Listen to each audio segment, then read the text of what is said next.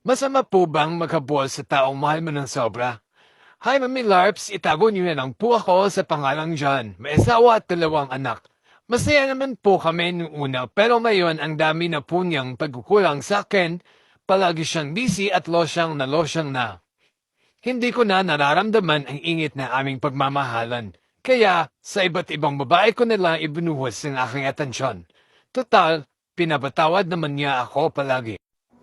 Hanggang sa dinala ko yung babae ko sa bahay habang yung misis ko naglilinis at busy maghanda na makakain namin. Hindi nagtagal nakabuntis ako, pero sang-ayon naman yung babae ko na susustentuhan ko lang yung bata kasi may asawa akong tao. Parang napansin ko na yung misis ko nagiba na sa akin. Gumanda at bumalik yung tingkad niya.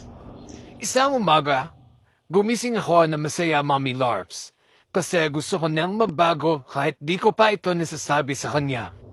Kumain kami ng almusal at nagipag-usap siya sa akin.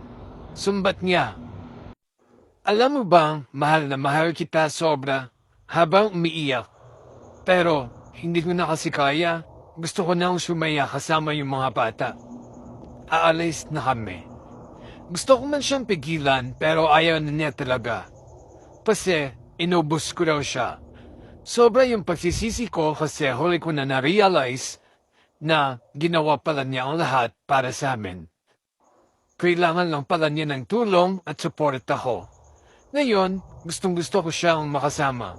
Kahit anong gawin ko, hindi ko na siya makontak. Kahit pamilya niya, ayaw na makipag-usap sa akin. Mga babae ko kasi, pera lang habol sa akin. Araw-araw na akong lasing at para na akong asong bala. Dagi ko lang dasal na sana may miss niya ako at bumalik siya sa akin. Okay lang po kung may magmumura sa akin at sabihan akong gago. Kasi gago naman talaga ako. Gusto ko lang pong i-share ang storya ng buhay ko para maging aral sa lahat ng mga Mr. Dyan na ingatan niyo ang mga misis niyo bago pa mahuli ang lahat. Ayokong matulad kayo sa akin na sobrang miserable na yung buhay. May bahay man ako pero wala na akong tahanang mauuwian.